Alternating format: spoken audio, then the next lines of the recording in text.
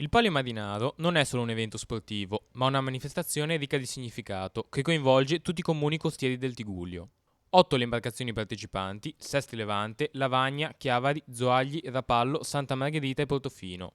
Gli equipaggi si fronteggeranno il 23 giugno a Rapallo, il 30 giugno e il 7 luglio a Sesti Levante e infine il 21 luglio a Chiavari per la gara finale e la rivocazione storica del Palio. Quest'anno inizieremo il Palio a Rapallo, città che è stata in qualche modo colpita maggiormente da quelli che sono stati gli eventi atmosferici a ottobre del 2018 e che siamo orgogliosi di poter appunto annunciare questa cosa perché vuol dire che si è rialzata e quindi riusciamo a cominciare il Palio proprio da lì.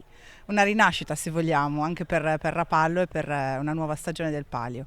Inizieremo sabato 22 con la classica cerimonia di inaugurazione e presentazione di tutti gli equipaggi del legno e la benedizione naturalmente delle imbarcazioni, per poi ritrovarci sul campo domenica 23 alle ore 15 proprio nello specchio antistante la passeggiata mare di Rapallo, dove avverrà anche la premiazione finale degli equipaggi. Le gare saranno comunque sempre con la formula dello scorso anno che ha funzionato molto bene, 3 preparatorie proprio per la gara finale che si terrà il 21 luglio qui a Chiavari.